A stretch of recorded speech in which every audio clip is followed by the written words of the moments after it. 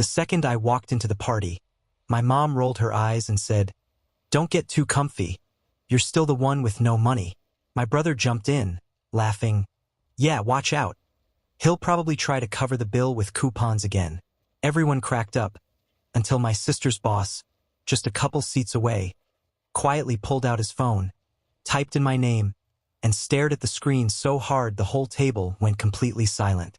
Can you imagine spending your entire life being the family punching bag, only to have the truth revealed in front of a room full of strangers, including your sister's boss, sending their carefully constructed world, and yours, crashing down? Because that's exactly what happened to me, Alex, and let me tell you, the silence that followed was deafening, the kind that changes everything. For as long as I can remember, I, Alex at 28, was the quiet one, the awkward one, the broke one. Every family gathering felt like another reminder that I just didn't fit into their perfect little hierarchy. My older brother, Marcus, was the golden child. He could do no wrong. He was athletic, loud, the kind of guy who demanded attention whether you wanted to give it or not. My younger sister, Chloe, was mom's pride and joy, brilliant, hardworking, and in my mother Eleanor's words, everything a daughter should be. Then there was me, Alex, the middle child who didn't shine in the same ways. My accomplishments, they never seemed to register. If I did something right, it was luck. If I failed, well, that was just expected. The comments were subtle at first. The kind of little digs you pretend don't matter when you're young. "Don't expect much, Alex. Maybe you should aim lower, honey. Not everyone is meant to succeed." My mom had a special way of smiling while she said things like that, as though she were giving me sage life advice instead of slowly, systematically eroding my confidence. By the time I was in high school, Marcus was already being scouted for college sports. Chloe was stacking up awards and accolades. And me? I was invisible. I studied quietly, worked small jobs, and tried not to cause trouble. But to them, quiet meant weak, and small jobs meant failure. Fast forward to adulthood, and honestly, things didn't change much. My brother, Marcus, landed a decent corporate job. My sister, Chloe, secured a cushy position, thanks in no small part to our dad, Richard's connections. And me? Oh, they still thought I was the broke one. They never bothered to ask what I was actually doing with my life. Never cared enough to scratch beneath the surface. And honestly, for a long time, I just let them think what they wanted. It was easier that way, which brings me to that party. It wasn't just any party. It was a big anniversary dinner for one of my mom's closest friends. Everyone was there. Extended family, old neighbors, people I hadn't seen since childhood. I almost didn't go. I knew how it would play out. Me, tucked into a corner, ignored or ridiculed, while Marcus held court and Chloe beamed in the spotlight. But something in me told me to show up. Maybe curiosity, maybe something darker, a premonition. The moment I walked through the door, I felt the familiar shift. My mom, Eleanor, spotted me from across the room, her lips tightening. She didn't even wait until I reached the table before she snapped, "Don't expect a real seat. It's just the broke one." My stomach clenched, but I forced myself to keep moving. Marcus smirked, raising his glass. "Careful," he said, loud enough for everyone to hear. "He might try to pay with coupons." Laughter erupted around the table. I felt every chuckle like a knife to the chest. I wanted to disappear, to turn around and leave before the night unraveled the way it always did. But then I saw Chloe's boss, a Mr. Henderson, a man I had never met, sitting 2 chairs away, scrolling on his phone. He glanced up at me, then back down, then froze. His thumb hovered over the screen. His eyes flicked back to me, widening as recognition spread across his face. He whispered something to his wife, who leaned in, curious. Then he kept staring. Not the kind of stare you give someone pitiful, but the kind of stare you give when you realize the person in front of you isn't who you thought they were. And just like that, the laughter died down. Conversations faltered. The clinking of glasses grew softer. I watched, my pulse quickening, as Chloe's boss slowly put his phone face down on the table, his jaw practically on the floor. The silence that followed was deafening. That was the moment I knew this night wasn't going to play out the way my family expected. The silence after Mr. Henderson looked at his phone didn't last long. Marcus leaned back in his chair, smirking, clearly enjoying the temporary lull in conversation. He raised his glass again, breaking the tension. "Relax, everyone," he said, chuckling. "Alex is harmless. He probably just showed up for the free food." That got a few hesitant laughs, though they didn't ring as confidently as before. My mom, Eleanor, seized the moment, waving her hand as if brushing away awkwardness. "Oh, Marcus, don't tease your brother. He can sit at the end with the kids' table if there's no room here." She wasn't joking. She gestured toward a small table tucked in the corner where a few restless children were coloring on placemats. My cheeks burned, but I forced myself to sit down in the empty chair near the far side of the main table, pointedly ignoring her suggestion. That was the thing about my mom. Her digs were always delivered with an air of authority, as if she was setting order, not cutting me down. My dad, Richard, sat quietly, sipping his wine, saying nothing as always. He was a man who preferred to stay out of conflict unless it directly involved him. That silence had cost me a lot growing up. Dinner began, and so did the small talk. Marcus launched into stories about his new car lease, boasting about horsepower and features no one at the table cared about, but humored him anyway. Chloe spoke about her big project at work, glossing over how she had only gotten the role because of my dad's introductions. My parents beamed with pride, their eyes shining with every word Marcus and Chloe spoke, hanging on like they were listening to celebrities at an exclusive interview. When the conversation briefly turned toward me, my mom jumped in before I could even open my mouth. "Alex is still figuring things out," she said, smiling tightly at the table. "You know, some people just need a little extra time. He's always been more simple." A few people chuckled softly, not knowing what else to do. My hands gripped the edge of the table, knuckles white, but I swallowed it down. I was used to being cut off. Marcus wasn't finished. "Hey, remember when Alex tried that business thing?" he asked, his voice dripping with condescension. "What was it again, Mom? Selling... what was it? Discount gadgets or something?" He laughed before anyone answered. "Yeah, that didn't last long. Poor guy couldn't even get his website working."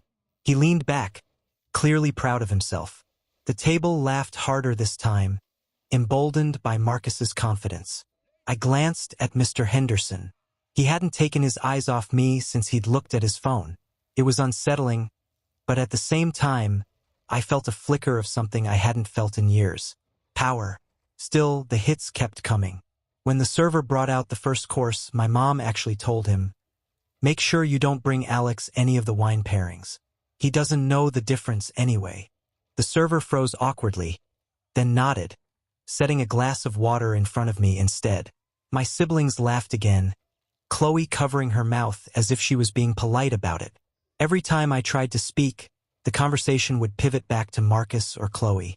My mom would interrupt with a reminder of some small mistake I had made years ago, like the time I missed curfew in high school or lost my wallet during a family trip. She had a bottomless well of harmless stories that painted me as careless or incompetent. I sat quietly, letting them build their narrative brick by brick, the same way they had all my life.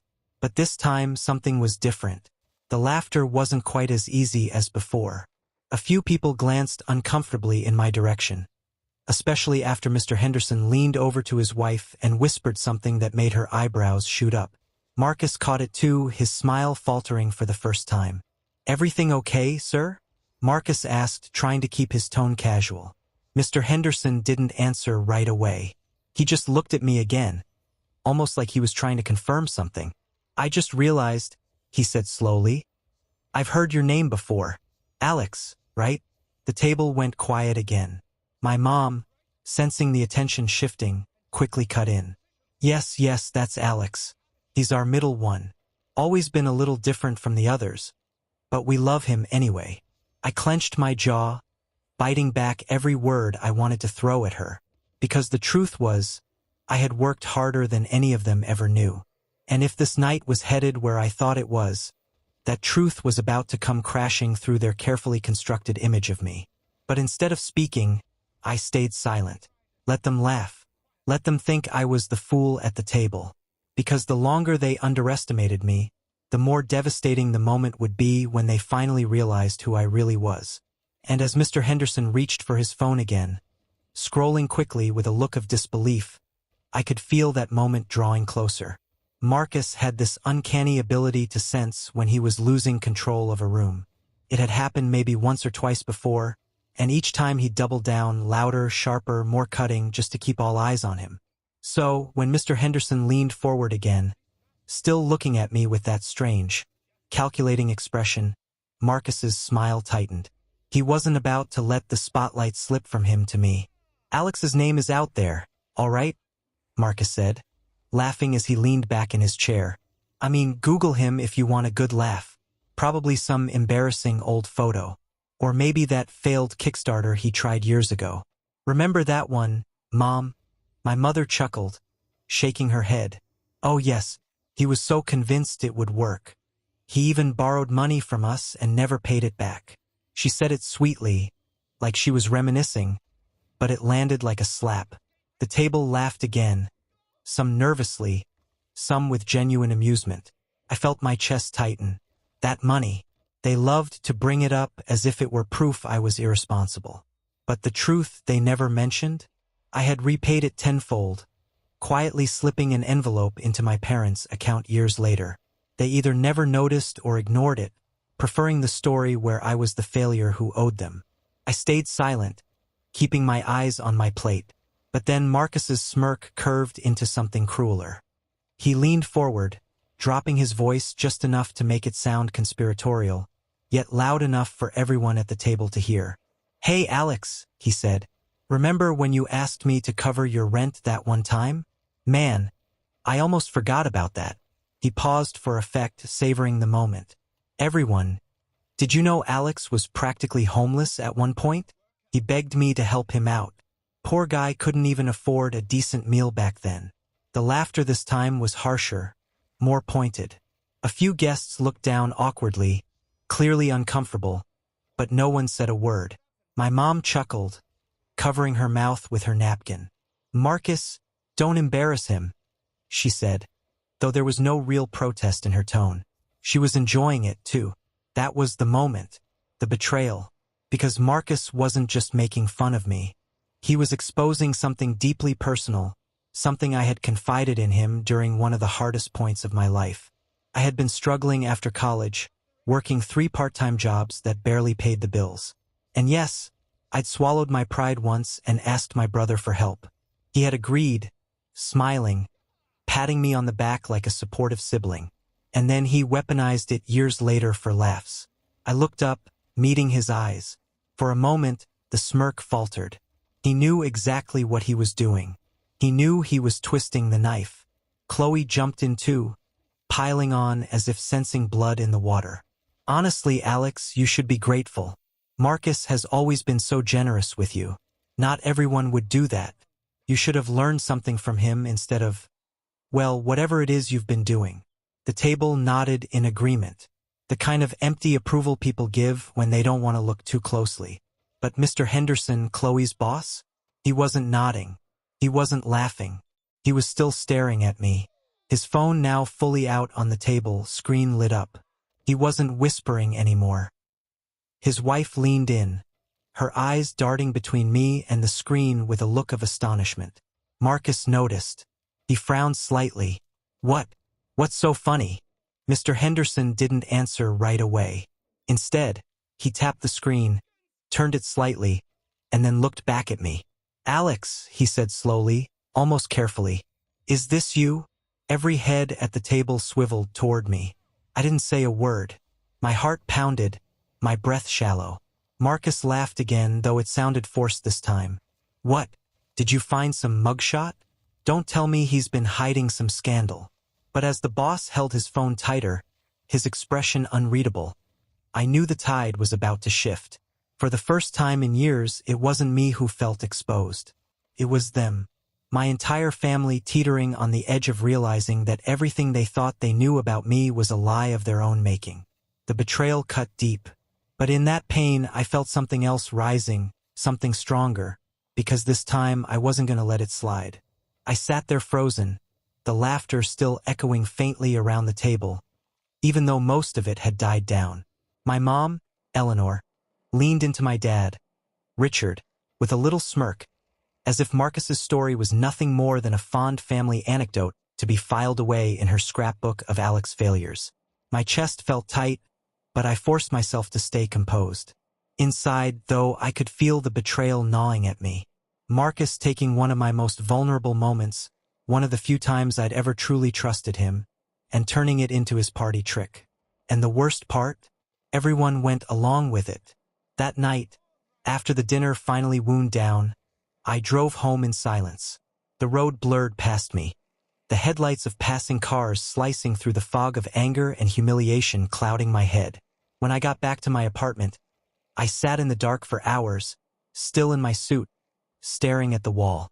I thought about every comment, every smirk, every time my mom had dismissed me with a laugh, every time Marcus turned my mistakes into punchlines, every time Chloe had been praised while I was brushed aside. And what hurt most was how normal it all felt to them, like cruelty was just tradition at this point. For the next week, I felt myself unravel. I'd wake up with the memory of Marcus's words ringing in my ears. He begged me to help him out. I'd replay my mom's voice. He's always been more simple. I carried those words with me like weights strapped to my chest. Even when I tried to work, I couldn't concentrate. I skipped meals. I avoided calls. My life became this quiet haze of shame and frustration. And yet, in that silence, something started to stir. One morning, after a night of tossing and turning, I opened my laptop. I stared at the glowing screen for a long time, my reflection faintly visible in the black before it booted up. And when it did, I typed my own name into the search bar. The results filled the page instantly. Dozens of articles, interviews, features, all the work I had poured my life into over the last several years. All the successes I had built quietly, far from my family's view. Reading them, seeing my name in headlines, the quotes where I'd spoken about resilience, about building something from nothing. It was like breathing again after drowning. The world knew who I was, even if my family didn't. Or maybe they chose not to. But as I stared at those results, another thought crept in. Why had Mr. Henderson reacted the way he did? Why had his jaw dropped when he saw my name? He knew. He knew something my family didn't. And the way he looked at me, it wasn't pity. It was respect. Maybe even a touch of awe. Still, I couldn't shake the pain. For days, I carried it like a shadow. I stopped answering my mom's texts, which were just passive-aggressive reminders about family loyalty and invitations to more dinners I had no intention of attending. I ignored Marcus's calls, which I knew weren't concern, but rather curiosity about what Mr. Henderson had seen that night. Chloe herself sent one short message. Don't make things weird for me at work. That one hurt more than I expected. Not a word about how Marcus humiliated me. Not even a question about whether I was okay. Just self-preservation, plain and simple. I realized then I couldn't rely on any of them. Not for love, not for support, not even for basic decency. So I pulled back. I stopped trying to prove myself. I stopped giving them chances to twist the knife. I started quietly building a plan. Not of revenge yet, not exactly, but of distance, of self-preservation. I began sorting through old records, organizing files, updating accounts. I dug through years of photos and messages, remembering every moment where I had been made the fool. It wasn't masochism. It was clarity. For the first time, I wasn't just suffering. I was cataloging. And somewhere in that process, I started to think, maybe I didn't have to keep letting them write the story of who I was. Maybe I could rewrite it myself. But before I could even figure out how, the phone rang late one night. It was an unknown number. Against my better judgment, I answered. Alex? A voice said cautiously. It was Mr. Henderson. I sat up straight. Yes.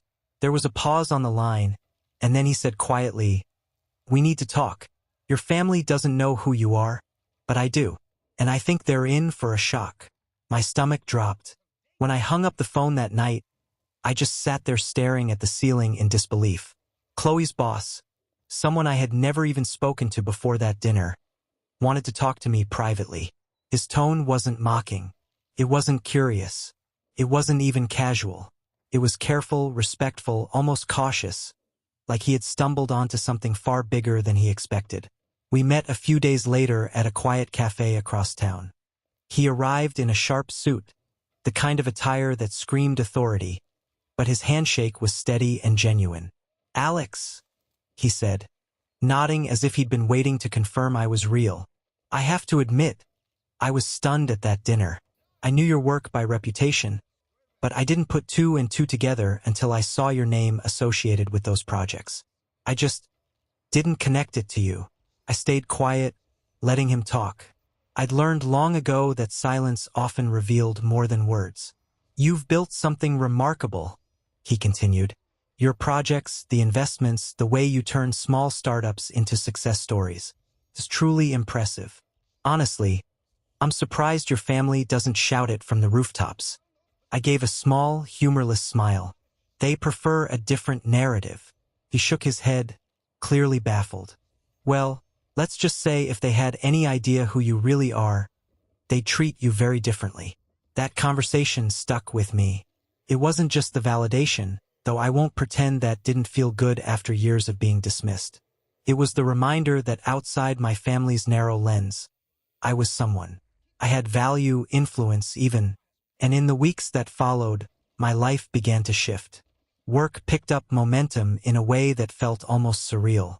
One of the companies I had invested in hit a breakthrough, and suddenly my name was popping up in industry articles again. Invitations poured in. Conferences, panels, interviews. My inbox overflowed with opportunities. It felt like everything I had been quietly building in the shadows was finally aligning, and I no longer felt the need to hide it.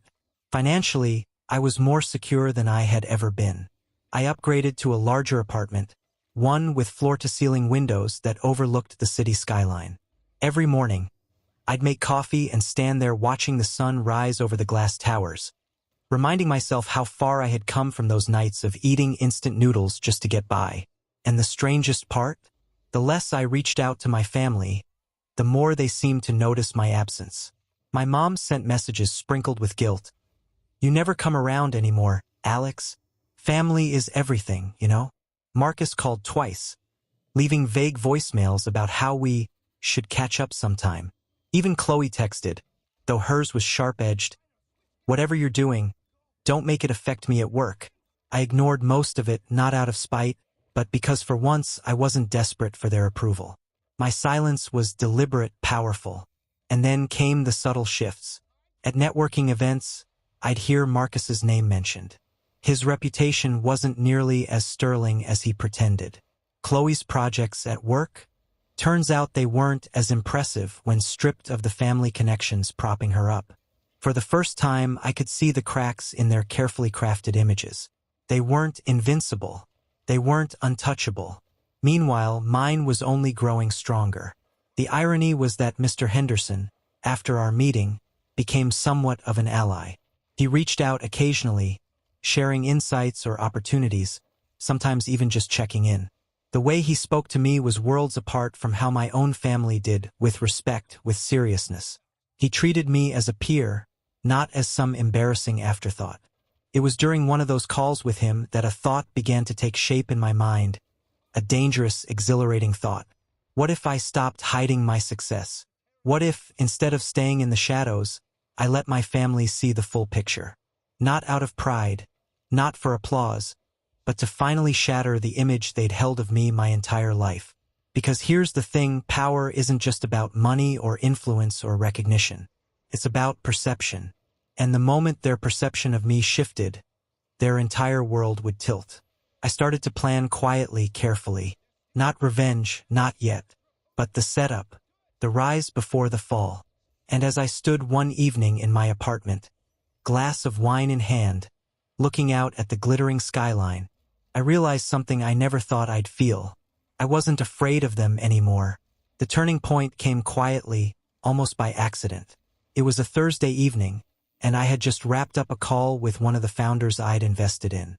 After hanging up, I noticed an email sitting in my inbox with a familiar name, Mr. Henderson. Subject line, "Thought you'd find this interesting." I opened it and my pulse quickened.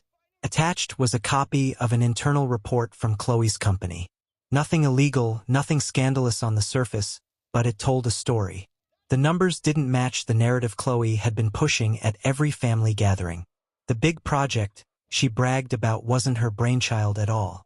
She'd been handed the pieces by others and was taking credit, inflating her role to appear more indispensable than she really was.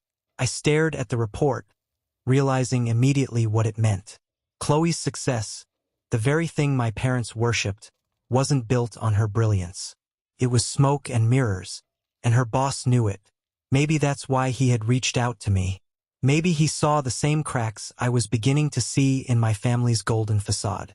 That night, I pulled out an old notebook and began writing. Not venting, not journaling. Planning. I started listing every instance of cruelty. Every story they had told at my expense. Every time they had cut me down. Alongside it, I wrote what I knew about them. Their weaknesses, their insecurities, their dependence on the image of superiority they held over me. Marcus's entire reputation, for instance, rested on his supposed financial stability. But I knew the truth. He was leveraged to the teeth.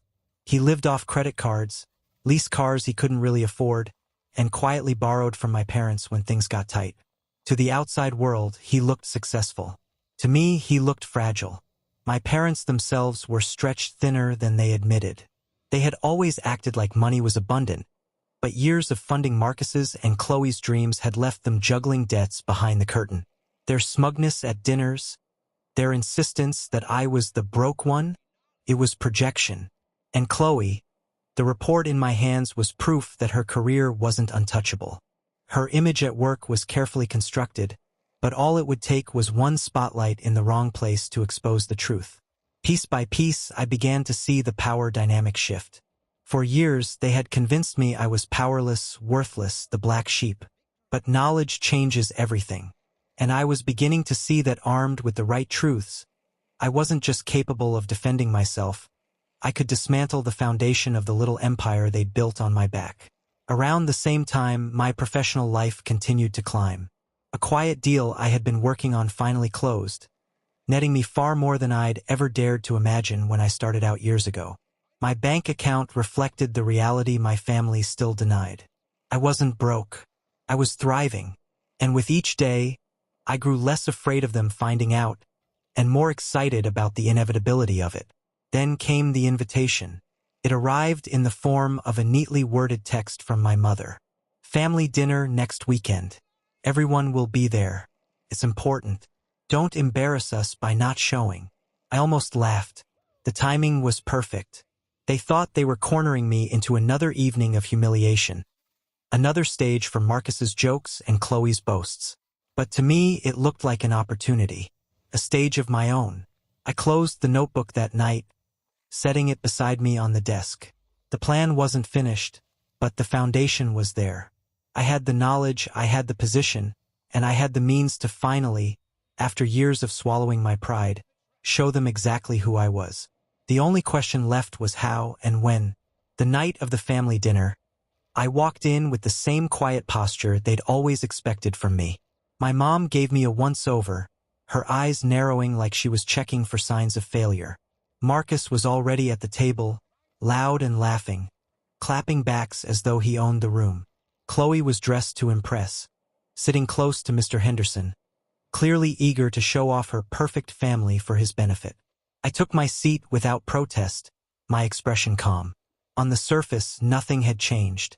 Inside, everything had. The first course arrived, and right on schedule, Marcus started in. "Glad you could make it, Alex," he said, raising his glass. "We were worried you'd skip out. Probably thought you couldn't afford the gas to get here." He laughed, and my parents chuckled obligingly. I didn't bite. I just smiled faintly and sipped my wine. Then Chloe spoke up. "Honestly, Alex, it's nice you came. You've missed a lot of dinners. People might think you're avoiding us." She said it sweetly, but Mr. Henderson, seated beside her, glanced my way with a subtle frown. He knew better. That was my opening. I leaned back, setting my glass down carefully. I've been busy, I said evenly. Some projects take up more time than family dinners. Marcus scoffed. Projects? What? Another one of your failed ideas? What's it this time? Selling coupons on the street. Laughter rippled, but it was thinner this time. The memory of last time, of Mr. Henderson going silent, still hung in the air. I let the quiet stretch just long enough before I pulled out my phone. I tapped the screen, scrolling, then turned it to face the table. On it was a headline, my name, an article about a major acquisition I'd been part of, one that had circulated widely in the business world. Mr. Henderson went still, confirming what he already knew. My mom's eyes narrowed, trying to process.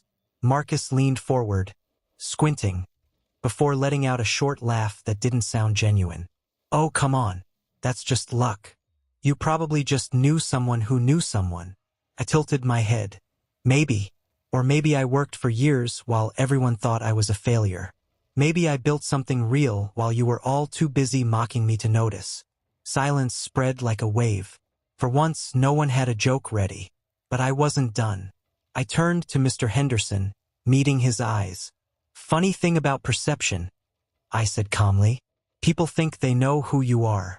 Sometimes they're dead wrong. He nodded, a faint smile tugging at his lips.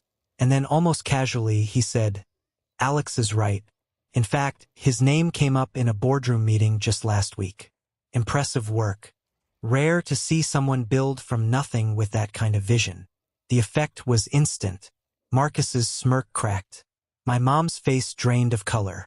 Chloe stiffened, her fork clattering softly against her plate.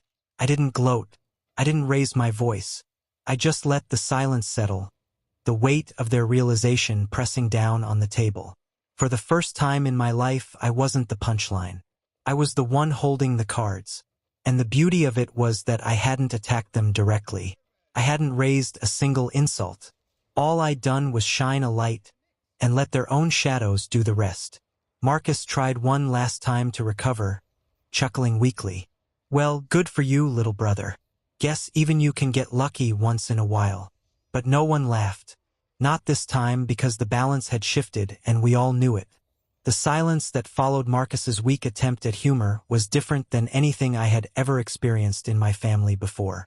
It wasn't the kind of silence that came after one of their cruel jokes at my expense. No, this was heavier. It was the sound of people realizing all at once that the narrative they had clung to for years had just collapsed in front of them. My mother, Eleanor, shifted uncomfortably in her chair, her lips tightening like she wanted to speak, but couldn't find the right words. For the first time in my life, she didn't have a ready dismissal or a cutting remark. She just stared at me, searching for this simple son she thought she knew, and finding a stranger instead. My father, Richard, cleared his throat and reached for his wine glass, but his hand trembled slightly. He was always the silent one, the man who let my mother and siblings take center stage. But now even his silence seemed shaky, fragile. Marcus, on the other hand, wasn't ready to give up his throne. All right, fine, he said, forcing a grin. So you got lucky. Big deal. You think one headline changes everything? You're still the same kid who begged me for rent money. His voice was sharper now, desperate, like he was clinging to a lifeline. But Mr. Henderson cut in before I could respond. Marcus, he said flatly, his tone unwavering. I've seen the numbers. I know what Alex has done. And if you had even half of his accomplishments, people would be talking about you, not him. Maybe instead of mocking, you should be taking notes. Marcus's face flushed crimson. He opened his mouth to retort, but no words came. His confidence evaporated right there at the table. And then came Chloe. She slammed her napkin onto the table, her voice sharper than I'd ever heard it. This isn't fair, she snapped. He's just trying to make us look bad. Alex, why now? Why come here and do this? Her eyes darted to Mr. Henderson, who was watching her with that same unreadable expression he'd worn at the last dinner. The panic on her face said it all. She knew her carefully crafted image at work was cracking, and she blamed me for shining the light on it. I didn't raise my voice. I didn't even lean forward. I just looked at her and said quietly, "I didn't do anything, Chloe. I just stopped hiding." The words hung there, cutting sharper than any insult I could have thrown. My mom finally spoke, her voice low, almost pleading. "Alex, why didn't you tell us? Why keep this from your family?" I met her gaze and let every ounce of hurt I'd carried for years show in my eyes. "Because every time I tried to share anything, you turned it into a joke. You didn't want to see me succeed. You wanted me to stay the broke one, the simple one, the one who made Marcus and Chloe look good. So, I stopped trying, and I built my life without you." Her face crumpled, the truth settling heavier than any denial could carry. My father stared into his wine, unable to look at me. The dinner limped on after that, but the dynamic had shattered. No more jokes, no more smug little digs. Marcus sat in silence, his jaw clenched. Chloe picked at her plate, her boss barely acknowledging her. My parents looked smaller than I had ever seen them. When the plates were cleared and people began to leave, I stood up, adjusting my jacket. For once, all eyes followed me, not with ridicule, not with pity, but with the weight of realization. I walked toward the door, pausing just long enough to glance back at the table. "You wanted me to be invisible," I said calmly. "But I'm not invisible anymore." And with that, I walked out, leaving them in the wreckage of their own making. That was the last family dinner I ever attended. Because the truth is, sometimes vindication isn't loud. Sometimes it isn't a dramatic speech or a final crushing blow. Sometimes the most devastating comeback is simply standing in your own power, forcing those who mocked you to face the one thing they never prepared for, your undeniable success. And in that moment, as the door closed behind me, I realized something I had been waiting my whole life to feel: freedom.